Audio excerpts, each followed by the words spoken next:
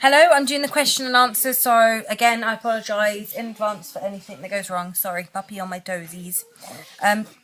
It's probably going to be a two-parter because there is a lot of questions here. But I'm going to try not to waffle too much, which is basically very against my nature because I never normally shut up.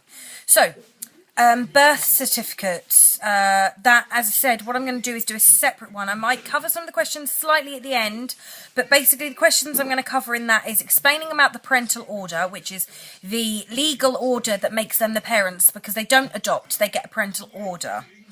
Which can only be done in surrogacy when one parent is genetically related to the child or both. So that will also cover why I go with the IPs to get him registered, who has parental responsibility, whether I have the right to take him back, if they have to adopt him, as I said, no, and why Darren has to go on the birth certificate. All of that sort of area and explaining about the parental order that applies in the UK will be in tomorrow's video, which I may film after this, but it's going to be uploaded tomorrow. Right, one of the first questions was, what breed is Molly? Now, you can see she's very little. People have asked if she's crossed with a pom. She's actually not. She's but as much as I hate purebred, she is a pedigree or purebred Chihuahua. Yes, everyone asks it about you because you're so pretty. So there you go. Let's waste a minute and a half talking about the puppy. Molly said she loves the name. Can't think why. By the way, Molly is an epic name. Good on your mum for calling you that because it's epic. Then getting down to surrogacy questions. Would you do surrogacy again? Yes, in a heartbeat. I personally would. However, it's not quite that simple. I have to lose weight because I am a fatty, basically. And I don't want to be a fatty next time. I want to be in the healthy bracket. So I've got a fair whack of flabbage to shift. So that is going to take me a while. I also have to... They are... oh, good job, little one. Also, yeah, I'm going to take, you have to really take 6 months between journeys, as recommended by a doctor, blah, blah, blah, blah, blah. So I'm going to use that time to try and get skinny, but I have just eaten Haribo Smurfs, so clearly I suck at weight loss. But I'm going to aim to lose as much weight as I can in 6 months and go from there. However, aside from all of that, it also has to be okay with Darren and has to be okay with my children. Mainly, they're the first one to have to worry about, and there goes Molly. If they're not, I'm doing a video, please. That's daddies. They're daddies. Give them back. Then, yeah, if they're not okay with it, that's a huge no. If they are, I still have to make sure that everyone else that could be involved in this is okay, like my parents as well, because if something goes wrong and I get really sick and end up in hospital or something, it's not just going to affect my family, my husband and my children. It would possibly affect my parents as well because they would help out with babysitting. So it has to be something that is all right across a vast spectrum of people. So, but yes, it's something I would really, really, really love to do.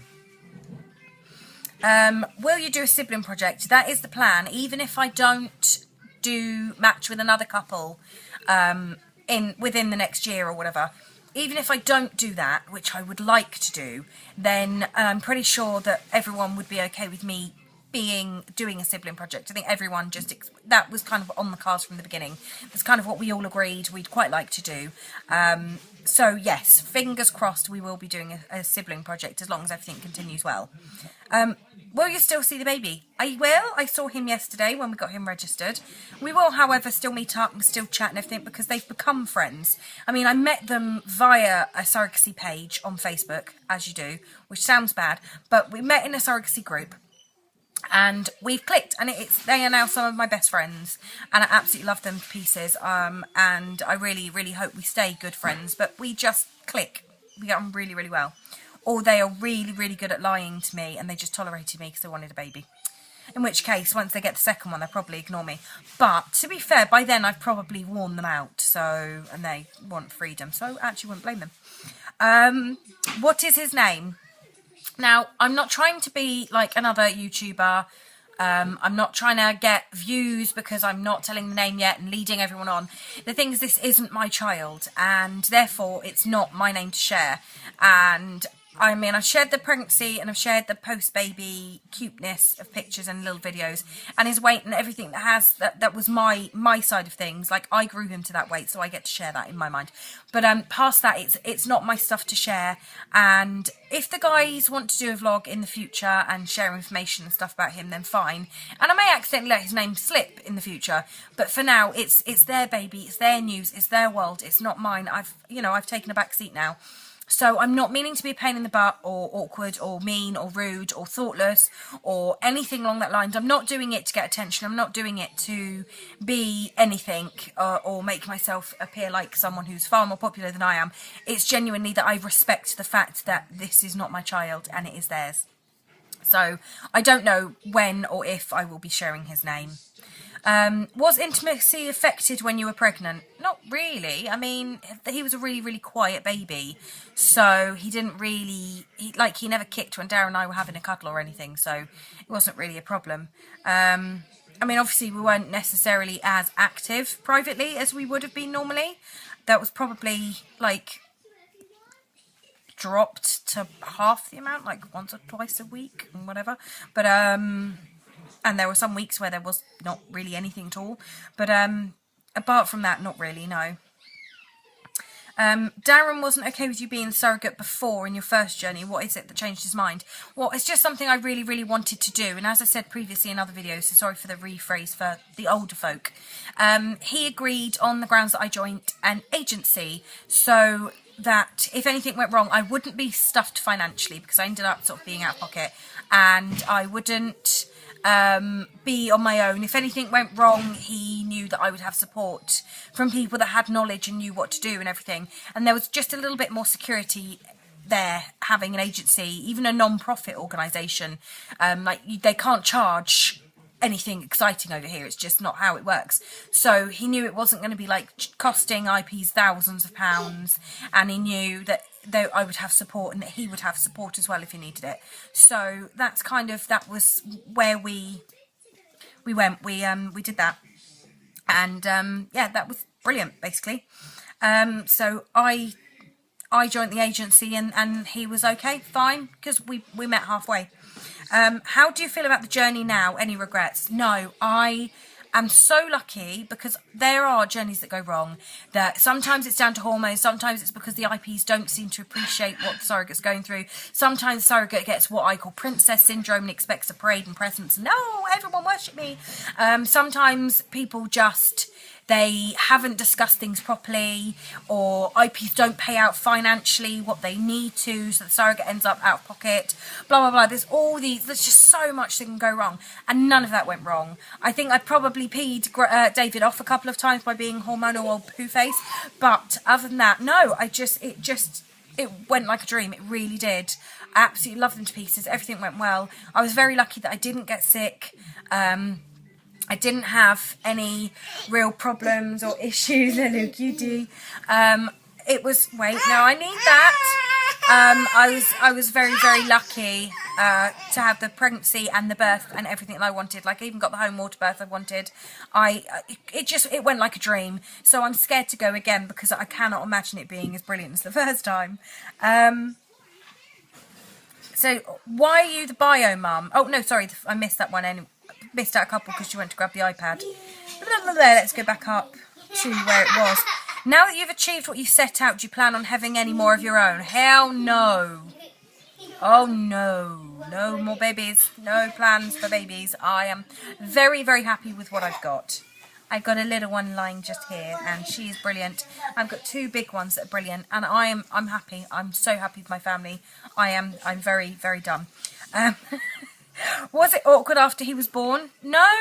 The only awkward moment was he came out and the midwife went to hand him to me, and I went, "Don't hand it to me, hand it to his father," and gently pushed my hands, the baby away from.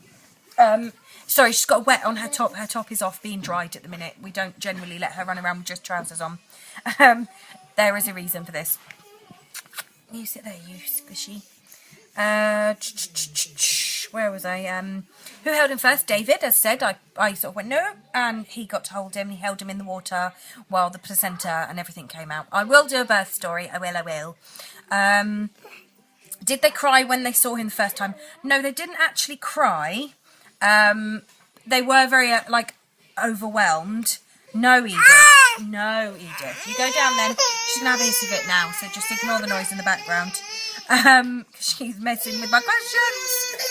So, no, they didn't cry, but when they were leaving and they were saying goodbye and thank you to me, they both got a little teary-eyed, which was really, really sweet. But I think, to start with, they were both like, oh my god, this is real. Because it's different when it's surrogacy, because there's always that chance that the surrogate will change their mind or whatever. And then she's sulking because I've got the iPad. He didn't mean to do that, Darren. That was an accident, but hilarious. Sorry. George just went like that with the DVD as Darren bent down to get Edith and went bonk on his head. Edie's sulking. She doesn't like it. It's her iPad. My iPad! No, it's not. It's mine. Go on then. Go on then. Blah, blah, blah. Wow, it's always mad, isn't it? Was it hard when you handed him over? No, I didn't hand him over. The midwife did. I was slightly preoccupied with a very sore undercarriage. I went upstairs to get checked over and everything. Look, my little Molly. I got checked over and all that jazz while they had cuddles, but it was never awkward or hard or anything. Yeah, it was just... It just went like a dream. I had no issues, and I've got to say it's better than I ever dreamed it would be, the no issue thing more than anything. I'm just so lucky that genuinely went exactly as I hoped it would. Do you get any compensation, or is there any money involved? There is money involved, obviously. I am only compensated for costs incurred due to pregnancy. I do not get any financial compensation. I cannot be paid in any way. You have to do it within a certain bracket. You have to meet a lot of criteria. It is checked up on. It is part of the whole court proceedings, has to be about the financial side. If I'm thought to have been paid, I have to give it back. If they're thought to have not given me enough, they have to pay more, or supposedly. I don't think that ever actually happens. It has to be within legal realms and everything. You can claim for a holiday.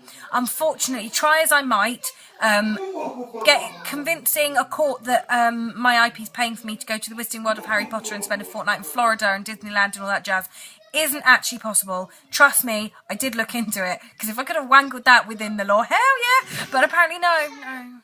I did muck about on some pages to say I'd have triplets for anyone that would send me there under the table. Shh.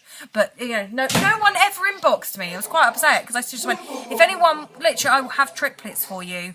Just PM me, and we'll organise the holiday, and I'm yours. Not one bugger actually sent me a message. I'm so dejected. I think they knew I was joking though. But yeah, you can claim for a holiday like a UK weekend holiday like at Centre Parks. Nothing abroad or fancy or ridiculous. I mean, we're hoping to do the whole Disneyland thing, Paris. But that is savings and PPI claim money and holiday budget from the surrogacy. Unfortunately, you know, you can't claim for like a really fancy holiday. That's not how it works. But I can claim for, this will be the last one I'll answer and I'll do part 2.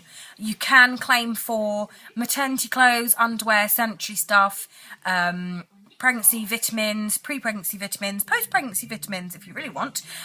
You can claim for some post-pregnancy clothes, post-pregnancy underwear, I believe. Like I've got nursing bras, petrol, wear and tear on the car for appointments, childcare to cover appointments and post-birth, loss of earnings for if you take time off work or your husband takes time off work or you both take time off work.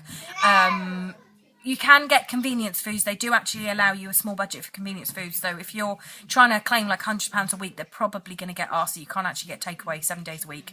And some cravings, stuff like that. So you can actually get, I used the budget as agreed with my IPs for a fresh fruit and veg budget. So I could actually get more fresh fruit and veg per week that was for me pregnancy wise, to really, because it's so expensive to get like organic stuff, so that was part of the budget and that was agreed. So as long as it's agreed, it's not a problem, but it is checked up on it and you can't really take the mick.